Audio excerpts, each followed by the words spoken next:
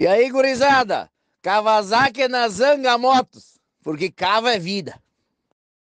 Quer vender sua inscrição, seu curso? Vou te dar a dica aí. Gol Panda.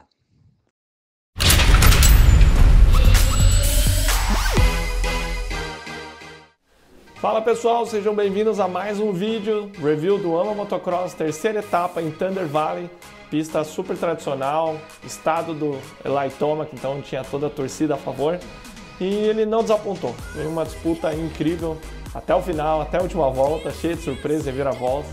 Então deixa aquele like, se inscreve e vamos falar um pouquinho sobre essa prova que foi sensacional. Pessoal, estamos chegando quase a 70 mil inscritos. Se você curte o canal, gosta de assistir os reviews, conteúdo que eu posto aqui, deixa seu like, se inscreve.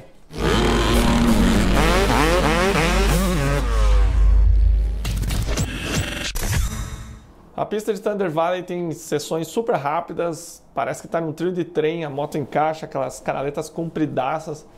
E é uma pista que a moto sente muito a falta de potência devido à altitude, né? O Carmichael comentou que chega a perder de 15% a 20%. É bastante coisa, né? Então, uma 250, por exemplo, de fábrica tem em torno de 50 a 52 cavalos. Perder 10% são 5 cavalos, né? 15, 20%, ela vai acabar se tornando quase uma 250 original devido à altitude, né? Sem falar que o piloto também sente a altitude, né? É como os jogadores de futebol que vão competir na Bolívia, sempre sentem aquela falta de gás. Pilotos como Jason Anderson, por mais que ele esteja do Novo México, né, que dá 6 horas da etapa de Denver, né, tanto ele quanto o Tomac moram a 6 horas, porém o Jason Anderson mora a 6 horas para o lado do outro estado, o Novo México, né? Ele foi até antes da etapa de Salt Lake City do Supercross para ele já poder se ambientar, né, essa altimetria e não sentir tanto. No passado ele já sentiu a ponto de passar mal. Então, tanto as motos quanto os pilotos sentem a diferença. E um fato curioso que me chamou a atenção foi perguntado para o Dandy, né, da época que ele competia, o que ele mais sentiu diferença, né, nas pistas agora nesse retorno, né? Lembrando que a última vez que ele competiu no motocross foi em 2016, justamente em Denver, no Colorado, na pista de Thunder Valley. Ele acabou caindo e fraturando o pescoço. Então, até foi perguntado, né, se quando ele passou naquela sequência, né, isso trouxe lembranças ruins e tal, né? Ele falou que sim, ele lembrou, mas ele já deixou de lado e superou, estava animado para ir para a pista. Então, muito legal esse mindset dele, que com certeza é muito mais experiente, mais velho, sabe lidar com a mão nas costas com situações adversas como essa, né?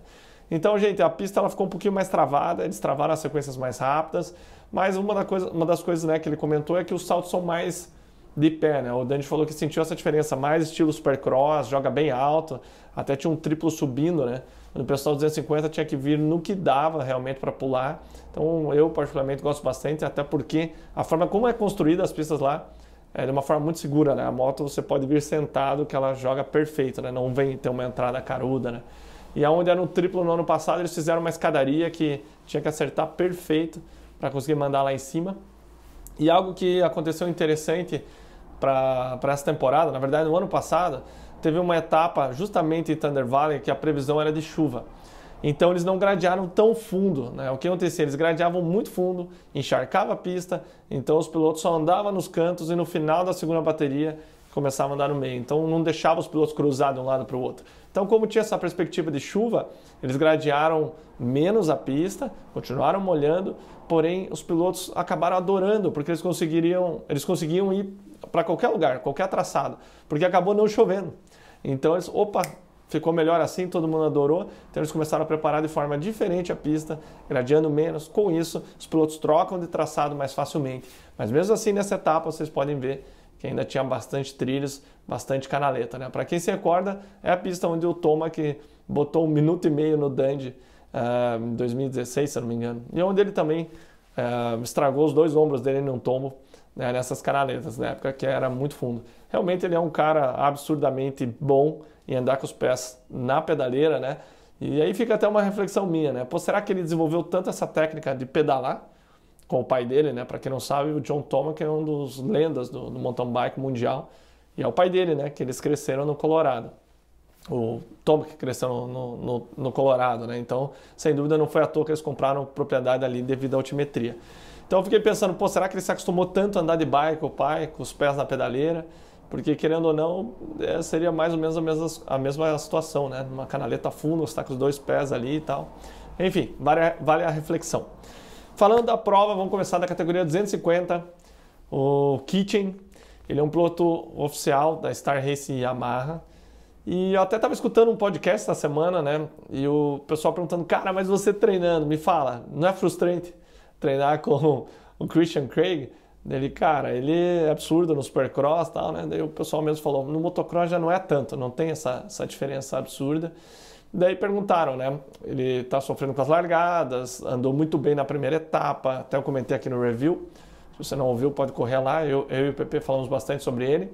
Ele tinha muita intensidade por fora, cruzando, amortecendo, né? Bem típico de quem vem do amador, né? Provas mais curtas, mais intensas, mas não mostrou o resultado dele.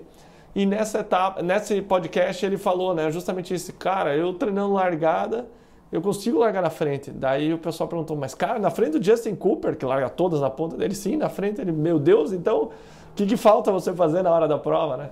E, enfim, o cara foi lá e meteu o roll shot, lembrando que ele é um cara alto, mais pesado para a categoria, né? Ele pesa 180 libras, 180 dá 90 menos 10%, 170 libras, será que ele falou?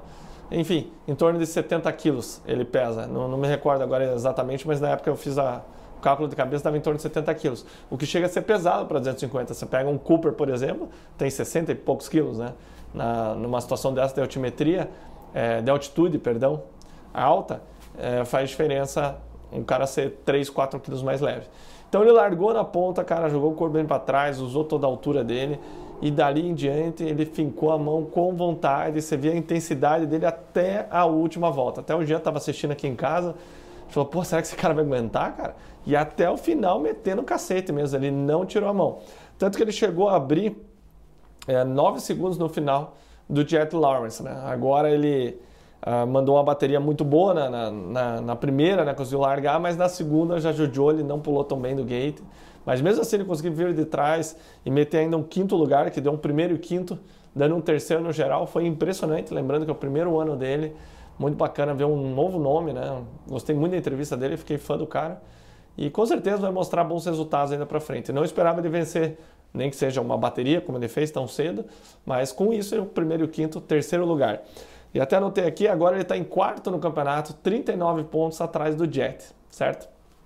E falando do segundo lugar, o irmão do Jet Lawrence, o Hunter Lawrence, outro que vem sofrendo demais com largadas, né? A prova meu Deus, me fugiu o nome agora, de Hangtown.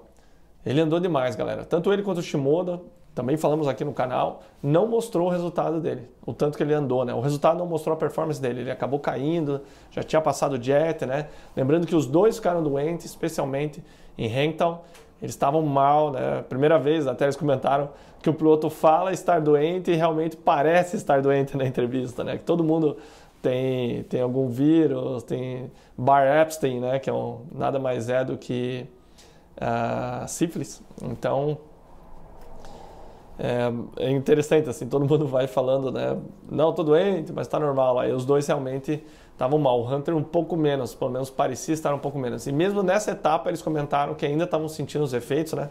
Menos de uma semana. Então, meu Deus, não é sífilis. Perdão, gente. Herpes. Sífilis é outra coisa. Herpes, galera. Então é um vírus super comum, né? Cada bola fora que a gente dá aqui. Então, galera, o Hunter, ele sofreu com largadas ruins, né? Até então. Tô rindo ainda. A primeira bateria ele fez um 4º lugar, ele veio de trás, conseguiu acompanhar o pessoal, mas não tinha aquela velocidade a mais, né? Lembrando que na primeira o Kit ainda socou a melhor volta da bateria, realmente ele fez por merecer. Então o Hunter, ele na primeira fez uma prova não tão bacana pra gente, né? Ele veio de trás, tal, mas não conseguiu avançar muito. Lembrando que nessa etapa eles correram depois da MX1, devido ao horário da TV, algumas etapas acontecem isso, 2, 3 etapas do ano.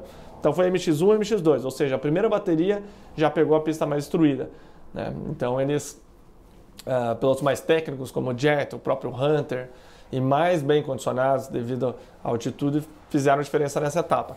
Já na segunda, ele comentou que na largada, ele falou, cara, não tá funcionando. Ele foi lá, só vou acelerar tudo e segurar acelerado.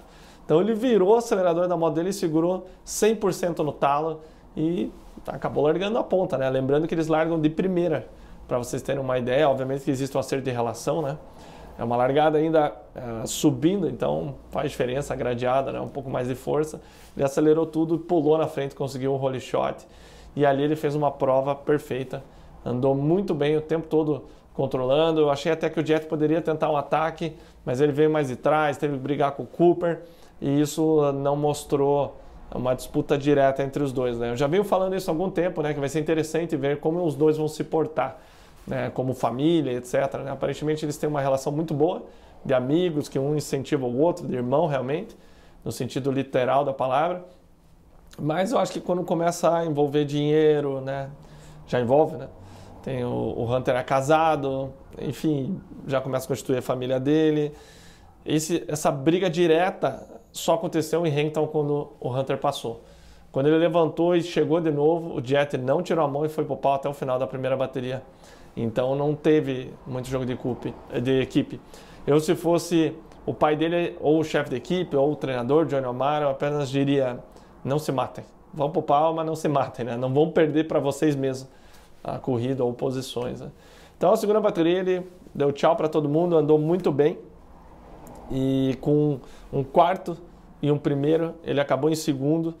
E no geral, agora no campeonato, ele está 12 pontos atrás do Jet, né? E falando do Jet, o cara 2 etapas doente vai lá e me ganha ainda, né? Então tá 3 etapas já, vitórias, né? Então ele realmente está se provando ser o melhor da categoria esse ano, mesmo em condições adversas, né? A altimetria, a altitude, doente, o cara foi lá e carimbou ainda. Ele mesmo falou que faltou energia. Quando o Levi na primeira, o Kitchen, né?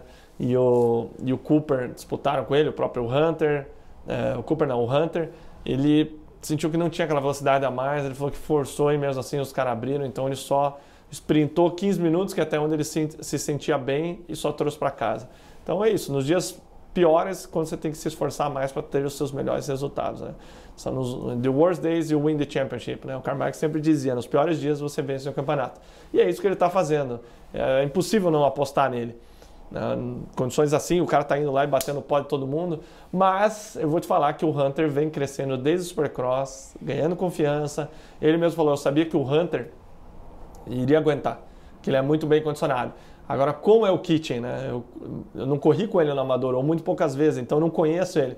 Então é interessante ver o mindset do Jet, mesmo sendo tão novo, já testando o cara, né? Pô, será que se eu apertar ele cai? Ele falou que tentou empurrar a mão mais um pouco, e o Kitchen forçou ainda mais e abriu ainda mais dele, né? Então é interessante ele já jogando com essa parte psicológica, né? De pressionar e etc. Então, muito bacana ouvir ele falar tão abertamente disso, né? Agora o Jet está nada menos do que 12 pontos na frente, né? 3 etapas, nada mal. Uma forma muito boa de começar o campeonato, né? E galera, algumas pessoas, alguns pilotos, né, eu achei que poderiam ter ido melhor. A gente tem o Cooper, obviamente, né, vindo da cirurgia do pé, ficou fora, acho que está indo absurdamente bem. Da primeira etapa para Hankton, de Pala para Hankton, ele já deu um salto absurdo, chegando a liderar. Dessa vez não foi diferente, ele fez 2 terceiros lugares, o quarto no geral. Então, pô, sensacional, galera. Tá ali na briga ainda, embora ele esteja um pouco mais para trás em pontuação. Ele já está 39 pontos atrás. Mas ainda tendo 9 etapas, tem bastante chão. E lembrando que ele só deve ficar cada vez melhor. O trunfo dele, sem dúvida, é largar muito bem, né? Então, é isso que ele precisa, largar, ganhando ritmo, andando com eles, cada vez andando mais para frente, ganhando confiança e melhorando a parte física, obviamente os resultados vão melhorar também. Quem eu achei que não andou tão bem, porém fui saber depois que teve problemas mecânicos, foi o Mosman, que ele fez o melhor tempo nos treinos, razoavelmente mais rápido, meio segundo, e também ele fez o melhor tempo na segunda bateria. Porém, ele veio indo para frente, na segunda bateria ele chegou a estar próximo do Jet e do Cooper, e de repente começou a ficar para trás, perder performance, e daí ele comentou que a moto começou a apresentar problema, ela começou a falhar. Daí perguntaram, pô, pode ser que a gasolina entrou em ponto de ebulição, começou a ferver? Ele falou, não sei. Se eu soubesse, a gente teria arrumado, mas a moto dele começou a falhar nas 2 baterias, ele perdeu performance e perdeu posições, então ele acabou na 7ª posição. Outro piloto que eu esperava muito mais, especialmente depois do Supercross, fazer volta mais rápida, vencer classificatória, andar muito bem na frente, é o Pierce Brown. Com o 11º e o 12º, ele fez 11º no geral. Max Vohland, oficial KTM, cara, decepção para KTM, não sei se ele se mantém o ano que vem. Ele é novo, mas ele tem basicamente a idade do um ano mais velho, ou a idade do Jet Lawrence, e obviamente os resultados falam por si só, né? Então ele acabou na 15ª colocação, abandonando na primeira e o 8º na segunda. 8º, beleza. Outro que venceu a final para estar, Nate Thrasher andou demais, né? Segurou o Hunter, passou o Craig na final em Salt Lake City. Não mostrou nada até agora no motocross, com um 8º e um abandono. Então ele acabou na 16ª. Então esses são os pilotos que teoricamente deveriam estar melhor, pilotos de fábrica, e não estão performando como deveriam. Mas corrida é assim, campeonato é assim, né? Falando da categoria 450, pessoal, aqui o bicho pegou, né? Então vamos falar primeiro do Sexton. Galera, Sexton, esse cara é muito rápido, né? Ele, já falei aqui, algumas vezes eles brincam que ele é Gisele Bündchen. Tá indo tudo perfeito, linda, maravilhosa, desfilando e tal. Chegou em casa, de repente ela solta um peido. Ou você vai dormir e ela ronca à noite, né? Até que acontece alguma caca, né? E Sexton vai dar onde Sexton, certo? Então, na primeira bateria ele andou bem, né? Não mostrou toda aquela super velocidade, mas é que é interessante, a gente espera algo realmente fora da curva, como ele tem feito, mas ele virou a mesma volta, né? Basicamente ele foi meio segundo mais lento que a melhor volta da primeira e a melhor volta da segunda. Então é interessante que a gente espera algo incrível. Perdão, na segunda ele fez a melhor volta, na primeira foi o Tomac. Então os dois foram os únicos que viraram 2:16, para vocês terem uma ideia, o tamanho da volta da pista, 2 minutos e 16. E ele, na segunda bateria, cara, ele teve calma, ele atacou, o Roczen passou ele por dentro na canaleta, perfeito. Você vê que quando a pista destrói, o estilo de pilotagem dele andando mais em pé, favorece. Você vê a moto mexendo menos, né? Ou melhor, a moto trabalhando mais e ele se mexendo menos, então ele consegue fluir melhor na buraqueira do que aqueles que só andam sentados, né? Se vocês quiserem comparar a pilotagem, comparem Ryan Dungey andando e comparem o Sexton. O Dungey é o extremo de sentado e o Sexton anda nessa forma nova de pilotar de pé. Não quer dizer que é melhor, só é diferente. O Dungey é tão rápido quanto, e o piloto mais rápido da história foi o Carmichael e o Bubba, e eles andavam sentados pra caramba. Andavam de pé em poucos lugares. Então é apenas um hype do momento. Não vou dizer que não é bom, eu gosto de andar de pé, entrar de pé nas curvas, mas tem que saber o momento de fazer isso, né? Então, dito isso, cara, ele passou o Roczen e tinha tudo para vencer.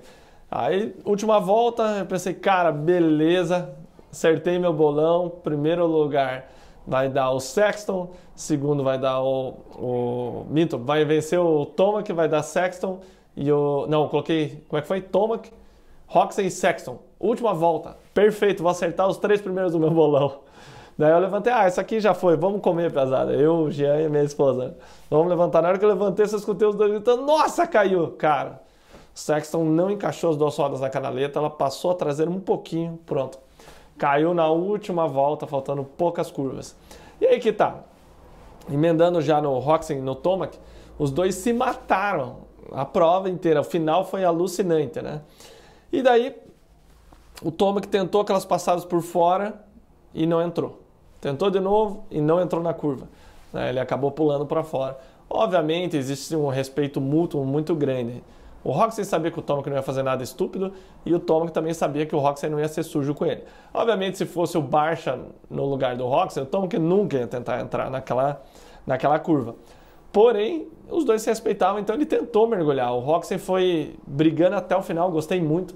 Eu estou gostando muito dessa briga que o Roczen está dando para todos os adversários, mesmo quando ele não está no melhor, e com certeza a parte física dele pegou. Você via que ele não tinha tanta energia, especialmente intensidade, né? Na primeira bateria, quando o Tomac veio no modo ET, destruindo, passando todo mundo, ele mesmo assim revidou e encostou de novo no final. E já nessa segunda, os dois no final se matando, tentou 2 vezes, e daí beleza, ele ficou para trás, acabou a prova. No final o Roczen passou e venceu e eu fiquei puta. Falei, pô, se o Tomac não desiste, ele passava o Sexton também e eu acertava o bolão, né? Mas aí, vendo depois a entrevista após a prova, ele comentou que ele ficou sem freio traseiro nas 2 últimas voltas. Então ele não desistiu, porque ele não sabia que ele já estava com a prova ganha, então ele realmente estava tentando passar o Roczen, fora que toda a torcida estava a favor dele, né? Você escutava na transmissão o pessoal gritando, então realmente foi um problema mecânico, galera. E foi um final incrível, incrível, incrível. Eu vou deixar as imagens rodando aqui, eu acho que vocês estão vendo já. E eu vou postar depois só os 10 minutos dos dois pegando. Cara, é uma aula de pilotagem dos dois, uma pista tão difícil.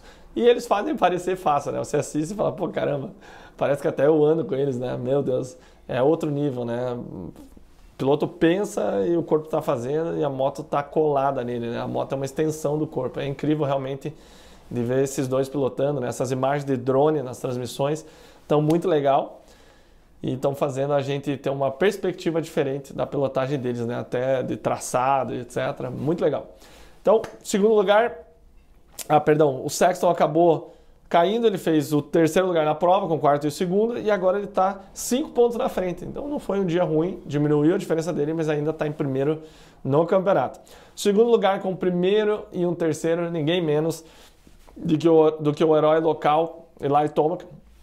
Na primeira ele largou bem, cara, ele estava por fora assim do Cairoli, acabou saindo no top 5, passou o Sexton, passou o Anderson, aí ele estava no modo ET, louco velho, enlouçado, passou o Cairoli, passou o Barcia e ainda no final ele despinguelou e atacou o Ken Roczen, né? Então, cara, a primeira bateria foi uma aula, né? Lembrando que a pista estava mais lisa, porque eles correram primeiro, né? Pouco traçado e tal, e sem dúvida favoreceu o Roczen, né? Por estar menos judiada a pista. E uma curiosidade, né? O Cairoli largou na ponta pela terceira vez, 3 baterias, a gente vai falar dele daqui a pouco. E ele comentou nas redes sociais, nossa, Roczen, por que você tem tanta pressa no começo da prova, né? A gente tem a bateria inteira para se divertir, né? E todo mundo riu lá nos comentários do Instagram dele, muito bacana. Eles têm uma relação muito próxima, desde a época da KTM no Mundial, né? Que o Roczen tinha 15, 16 anos e o Cairoli já era o Cairoli, né? Então, gente, ele mandou esse Beast Mode, cara, que é muito legal de ver. É impressionante a intensidade desse cara. E a gente percebe que precisa de algumas coisas para ele entrar nesse Beast Mode, né? Ele precisa estar à vontade, a moto tem que estar do jeito que ele quer para ele ir lá e descer o cacete. Na segunda bateria, ele já não tinha tanta intensidade. Embora ele atacou o Roczen e foi para cima, não tinha essa diferença absurda, porque ele tirou 6 segundos do Roczen na primeira. Assim, gente, foi muito rápido o ataque dele. Então, realmente Eli, quando ele entra no modo ET, só faltou a moto ficar mijando ali a água para fechar o combo, né? Quando ela começa a mijar a água é que ele tá no Beast Mode. Mas foi muito massa. E o Roczen, galera, mais uma vez, boas largadas, atrás do Cairoli nas 2 baterias, passou, foi para frente. Eu achei que na segunda ele conteve o ataque do Tomac muito bem, ele teve muita consciência de onde o Tomac estava, na subida largada ele esperava, você via ele procurando, ele matava os ataques do Tomac, mesmo ele cruzando, ele sabia onde era perigoso, e aquela descida que o Tomac se despinguelava para entrar por fora, mais uma vez, ele estava por fora, ele entrava na curva dele por dentro e sabia que era só soltar um pouquinho a moto e ele jogava o Tomac para fora. E foi o que aconteceu. E ainda caiu no colo dele, o companheiro de equipe, né? Deixou fácil para ele ali. No finalzinho conseguiu a primeira vitória da temporada, comemorou demais, galera. Com certeza era do Sexton aquela bateria, mas é o que há, não existe o C. Ele acabou enfiando a cabeça no chão, sobrou para o Roczen que trouxe para casa. Então, muito irado, cara, fiquei muito feliz pro Roczen e já vou falar, hein. Abra um olho nele pro campeonato, porque esse cara só tá ganhando confiança, tá andando cada vez melhor e ele quando tá nesse momento, né, nesse flow dele, é onde ele se torna perigoso. O início dele é absurdamente rápido e ele tá largando muito bem. A diferença é que ele tem um cara que tá largando bem também e tem talvez um pouquinho mais de velocidade do meio pro final, que é o Sexton. Então ele agora tá em segundo no campeonato, 15 pontos atrás. Mais uma vez, abra um olho nele no campeonato. Já pensou? Roczen levando o título de 22, seria um tapa na cara de muita gente aí que falou mal dele durante todo o Supercross, né? Então, mais uma vez, cara, Toninho, Cairoli, cara, o cara tá cada vez melhorando. Terceira largada seguida na ponta, então acertou com a KTM, tá muito bem, né? Ele falou que teve que se acostumar novamente a largar na terra, lembrando que no Mundial é só a grade, né? Eu, particularmente, sou a favor da terra. E ele conseguiu andar mais tempo entre os líderes, andou na frente, sentiu o ritmo, levou pedrada dos caras, não viu os caras sumirem na frente que nem nas outras etapas. Eu acho que quando chegar nas etapas mais abertas, Red Band, Mount Morris, Unadilla, vão ser as etapas que ele realmente vai crescer. A princípio ele faria só 4 etapas, mas agora eu acho que tanto ele quanto o Dundee vão fazer o campeonato inteiro. Então o Cairoli fez um 5º lugar, com um 5º e um 4º, ele está em 6º no campeonato, 35 pontos atrás. Óbvio que lá na ponta eu acho que tá mais difícil, mas não me espantaria com um pódio e quiçá uma vitória aí durante esse ano. Dundee também 6º lugar, 2 7º lugares. Ele falou que estava doente nessa etapa, não estava sentindo bem e mesmo assim foi lá e fez o que ele faz. Foi consistente. O Dundee, o apelido dele é de Diesel, né? O Diesel, porque ele está sempre ali, não sai, né? E realmente ele vem melhorando a cada etapa, vem ganhando mais confiança e ele está empatado com o Cairoli no campeonato, né? Ele está em 7º, porém empatado. Outro piloto que não mandou bem, 2 pilotos na verdade. Primeiro, Christian Craig caiu na largada da primeira bateria, a segunda não vi o que aconteceu, mas não foi bem, com um 10º e um 12º. Lembrando que ele fez 3º lugar na abertura, mostrou velocidade, mostrou que estava bem, mas já na segunda já começou a cair, então vai ser interessante como vai ser a performance dele durante o ano, né? A gente sabe que ele não é aquele cara extremamente guerreiro que anda com o coração na mão mesmo e enfia a mão. Outro piloto que me deixou um pouco triste nessa etapa, não foi tão bem dentro da expectativa, foi o Alex Martin. Obviamente ele não é ponteiro, mas top 10. Ele foi 17º nessa etapa, 13º e 32º. Ele e o irmão dele são muito bons no motocross, então por isso eu tinha uma expectativa um pouco maior. E pessoal, recado para vocês agora. Patrocinador do canal MR Pro, joelheira que eu uso desde 2006, mesmo quando parei de competir, não era mais patrocinado. Continuei usando, vocês podem procurar aqui no vídeo que o Ryan Hills fala mal das joelheiras articuladas. Ele fala mal porque ele não usou MR Pro e vou te falar o porquê. Ele é a favor da joelheira porque ele consegue sentir melhor a moto. As joelheiras rígidas, como Asterisk, CTI, enfim, tantas outras, são excelentes, porém elas são rígidas, elas são grossas assim, então você tem 3 pontos de contato com a moto. Na panturrilha, no meio do joelho e na coxa. Já a MR Pro ela é flexível lateralmente, então uma das primeiras coisas que eu senti, até história aqui para vocês, o falecido Márcio, que Deus o tenha, quando ele veio me procurar em 2006 para patrocinar, ele falou, cara, você nem precisa usar, só quero que você divulgue. E eu testei e eu adorei ela, porque eu sentia mais a moto, tinha mais contato com a moto. Além dela ser fina na lateral de dentro, ela é flexível, então em torno dela é flexível, eu sinto a moto inteira. Eu usei a vida inteira, mais uma vez, mesmo quando parei de competir eu usava. Então hoje sou feliz do Matheus, filho dele, tá tocando a empresa e me deu esse voto de confiança mais uma vez, patrocinando o canal. E outra novidade também para vocês é que a Storm, marca de equipamento que patrocina ninguém menos que o pica-pau número 2 desse canal, o Jean Ramos. Storm vai estar com a gente também patrocinando esse ano nos equipamentos. Então tá aí o recado, galera. Se inscrevam, deixa o like, fique com Deus e até a próxima.